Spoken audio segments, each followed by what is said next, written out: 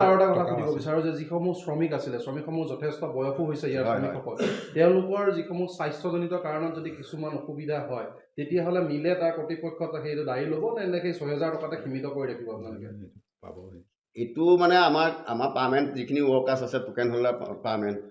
এতিয়া মিল সম্পূৰ্ণ তেখেতসকলৰ ওপৰত জড়িত কিয় তেখেতসকলৰ বিভিন্ন ফাণ্ড আছে গেছুৱতী চেচুৱতীৰ পৰা বহুত পইচা পাতি কথা মিলটোৰ লগত জড়িত হৈ আছে PF গেছুৱতীৰ পৰা ধৰি এতিয়া মিলটোত 6,000 দি আছে যদিও বাইচাঞ্চ যদি এজন ল'ৰা কিবা হয় আমাৰ ইঞ্চুৰেঞ্চ তেনেকৈ কৰি থোৱা আছে যে মৰিলে 7,02,000 টকা এটা পায় এনেকুৱা কিছুমান আমাৰ হেৰি আছে সেই বিষয়ত আমাৰ মিলৰ যদি ল'ৰা বৰ্তমান কিবা এটা ঘটনা হয় সেই মানুহখিনিয়ে পাব কিমান মাহলৈকে আপোনালোকে চলাই থাকিব পাৰিব আমিতো এতিয়া আমাৰে বয়স নাই আমি বাহিৰত এতিয়া যাব নোৱাৰোঁ আমাৰ চলা বহুত অসুবিধা হৈছে যিয়ে নহওক এতিয়া বিশেষকৈ আমাৰ বেছি অসুবিধা হৈছে যিখিনি ছোৱালী পঢ়া শুনা আছে সেই ফিজ চিজবিলাকৰ কাৰণে আমাৰ চলা বহুত অসুবিধা হৈছে কিন্তু বৰ্তমান সময়ত ঘৰৰ 3-4জন মানুহে 6,000 টকাটো খাই বৈ জীয়াই থাকিব পাৰিছে কিন্তু বাহিৰত আমাৰ মিলটো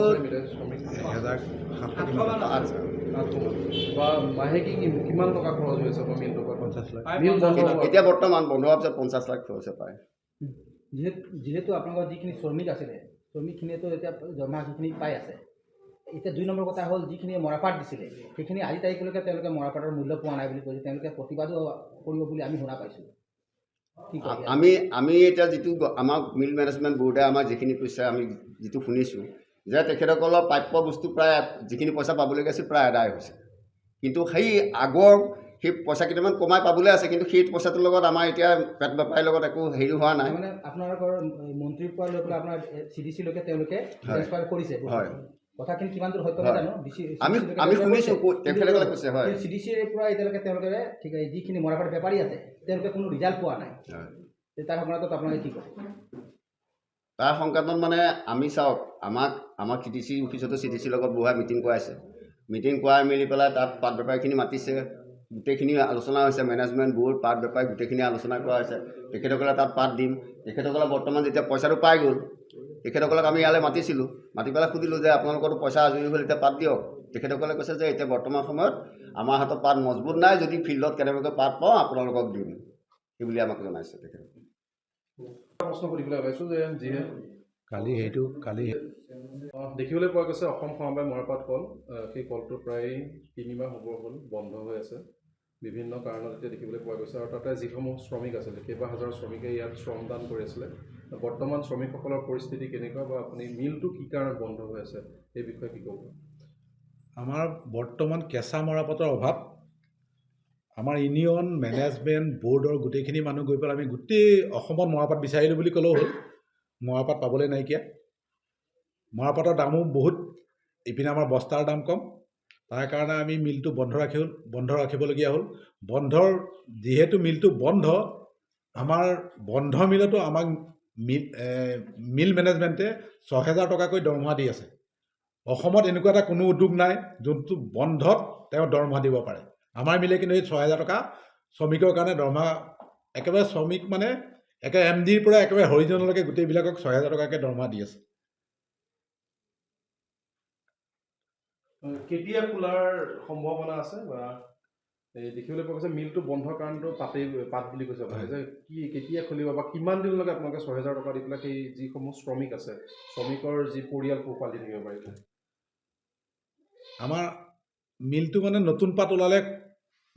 1 তাৰিখৰ পৰা মন্ত্ৰী মহোদয়ে খোলাৰ কথা কৈছিলে এতিয়া যিহেতু এপ্ৰিল মাহৰ 1 তাৰিখৰ পৰা মিলটো খোলাৰ কথা কৈছিলে কিন্তু পাতটো সেই পাতটো পোৱা নাই যিমানটো পাত লাগে সিমানটো মৰাপাট পোৱা নাই সেইকাৰণে মিলটো বন্ধ আছে মিল প্ৰায় খুলিলেও আমাৰ জুলাই মানৰ পৰাই খোলাৰ হ'ব নেকি নতুন পাত ওলালে যিহেতু পাত নাইকিয়া অসমত মানে পাত ওলালেহে আপোনালোকে খুলিব যদি পাত নোলায় যিমান দিনলৈকে পাত নোলায় সিমান দিনলৈকে বন্ধ থাকিব যদি পাত নাপায় তেতিয়ালৈকে বন্ধ হৈ থাকিব আৰু বিভিন্ন সময়তে দেখিবলৈ পোৱা গৈছে যে যিসকল আপোনালোকৰ মিলৰ কৰ্মচাৰী আছিলে এতিয়া মাত্ৰ 6,000 টকা দি আছে যিসকলে ধৰক 10,000 টকা বা 20,000 টকা তাৰ ওপৰ পৰ্যন্ত পাইছিলে কিন্তু 6,000 টকাত আপোনালোকৰ যিহেতু নচলে পৰিয়াল পোহপাল কৰা বা নচলে গতিকে সেই লোকসকল বৰ্তমান কি পৰ্যায়ত আছে, কিন্তু বিভিন্ন সময়ত দেখিবলৈ পোৱা যায় বিভিন্ন কলিয়াবৰ গাঁৱে ভূঞে বিক্ষোভৰ পৰিণতি হোৱা দেখিবলৈ পোৱা গৈছে। নানান ধৰণৰ লোকে কিছু বোবা কৰিবলৈ লৈছে যে সেই মিলটো বন্ধ হৈ যাব বা মৰাপাট কলটো যেন পেপাৰ মিললৈ পৰিণত নহয়, সেই বুলি পেলাই তেওঁলোকৰ কিছু ক্ষেত্ৰত বোবা চলি থকা দেখিবলৈ পোৱা গৈছে। এই ক্ষেত্ৰত আপোনালোকে কেনেকুৱা সজাগতামূলক হাতত লৈছে? বৰ্তমান সময়ত আমাৰ যিটো মিলৰ এতিয়া কেঁচা সামগ্ৰীৰ কাৰণে মিলটো বন্ধ ৰাখিবলগীয়া হৈছে, সেই কেঁচা সামগ্ৰীখিনি পালেই আমাৰ এতিয়াও যদি বৰ্তমান কেঁচা সামগ্ৰীখিনি যদি পোৱা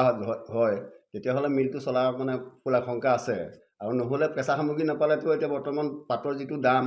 পাতৰ দামৰ লগত আমি বজাৰৰ লগত ফেৰ মাৰিব নোৱাৰাৰ কাৰণে পাত ল'ব পৰা নাই। কিয়? খৰচ আমাৰ বেছি হৈ যায়, বস্তা দামটো কম, সেইকাৰণে আমি মানে চলাব পৰা নাই।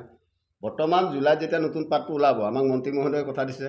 যে এনেই এপ্ৰিলৰ 1 তাৰিখৰ পৰাই চলা কথা আছিল, কিন্তু এতিয়া যি নেকি পাতটো পোৱা নাই, তেখেতে কৈছে যেতিয়াই নতুন পাত আহিবই আৰু যদি তাৰ আগতে যদি আমি পাত পাওঁ মিলটো সোনকালে চলাৰ ব্যৱস্থা কৰিম, কিন্তু পাতৰ কাৰণে মিলটো এনেকৈ পাতৰ অভাৱৰ কাৰণে বন্ধ নাই হোৱা নাই। এইবাৰে প্ৰথম কাৰণটো মানে চৰ চাপৰি অঞ্চলবিলাক আজি বহুত চৰ চাপৰি অঞ্চল উচ্ছেদ হৈ গৈছে। সেই উচ্ছেদৰ কাৰণে এতিয়া মানে খেতি কৰিব পৰা নাই, সেইকাৰণে পাতটো এবাৰ মানে অলপ নাটনি হোৱা যেন আমাৰ অনুভৱ হয়। আৰু এটা প্ৰশ্ন উত্থাপন কৰিব বিচাৰোঁ যে আজি কেইমাহমানৰ আগতে সেই মিলটোকে লৈ পেলাই এজন অনাম অসমীয়া যি চুনু এণ্টাৰপ্ৰাইজ আছিলে, চুনু এণ্টাৰপ্ৰাইজেও আপোনালোকৰ মিলটোত চমজি লৈছিলে, ব্যক্তিগত খণ্ডলৈ গৈছিলে। যে সেইকাৰণে কিছুমান হয়তো সুবিধা হৈ পোৱা দেখিবলৈ পোৱা গৈছিলে, কিছু কৰ্মচাৰী সুবিধা হৈছিলে, যাৰ ফলত পাতৰ যিসমূহ ব্যৱসায়ী আছিলে, পাতৰ ব্যৱসায়ীয়ে এজনে বিষপান কৰিছিলে বুলিও আমাৰ সংবাদ মাধ্যমত চৰ্চা হৈছিলে। যে এই তেনেকুৱা ক্ষেত্ৰতো কিছুমানে হয়তো আপোনালোকৰ পাতৰ যোগান ধৰা নাই নেকি? যিহেতু এতিয়া পাতৰ ছিজনো হয়, অফ ছিজন হ'লেওতো কম পৰিমাণে পাত আছে, বা অসম মৰাপাট কলটো মাত্ৰ এটাই কল আছে য'ত নেকি অসম মৰাপাট কল সমবায় ভিত্তিত আছে, ইয়াত বিভিন্ন ঠাইৰ পৰা পাত আহে।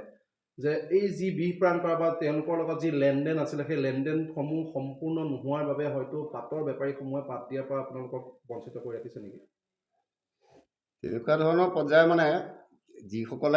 যিজন পুৰোহিত চুনু এণ্টাৰপ্ৰাইজৰ পুৰোহিত ডাঙৰীয়া মিলটো চলাই আছিল, সেই ডিচেম্বৰ মাহলৈকে তেখেতে ইনচেণ্টিভ প্ৰডাকশ্যন ইনচেণ্টিভৰ পইচা দি আছিল, ভালেই চলাই আছিল। কিন্তু তাৰ পিছ মুহূৰ্তত